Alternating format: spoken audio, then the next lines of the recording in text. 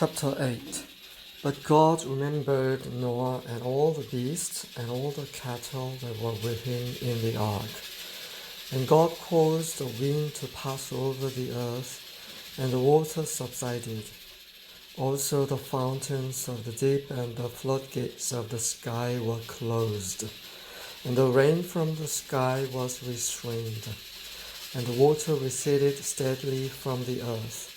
And at the end of 150 days, the water decreased. In the 7th month, on the 17th day of the month, the ark rested upon the mountains of Ararat. The water decreased steadily until the 10th month. In the 10th month, on the 1st day of the month, the tops of the mountains became visible. Then it came about at the end of 40 days that Noah opened the window of the ark which he had made. And he sent out a raven, and it flew here and there until the water was dried up from the earth. Then he sent out a dove from him, to see if the water was abated from the face of the land. But the dove found no resting place for the sole of her foot, so she returned to him into the ark. For the water was on the surface of all the earth. Then he put out his hand and took her, and brought her into the ark to himself. So he waited yet another 7 days, and again he sent out the dove from the ark.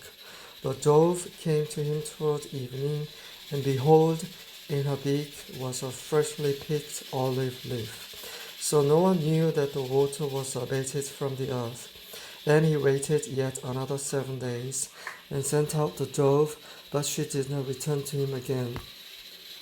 Now it came about in the 601st year, in the 1st month, and the 1st of the month, the water was dried up from the earth.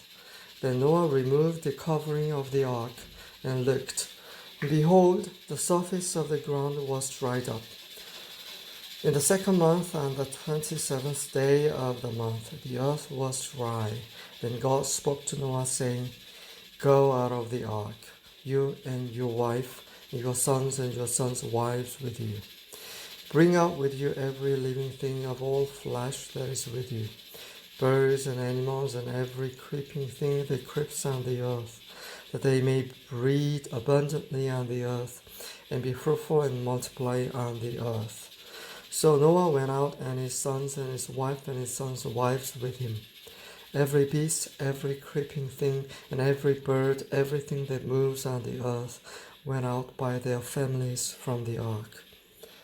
Then Noah built an altar to Yahweh, and took of every clean animal and of every clean bird, and offered burnt offerings on the altar.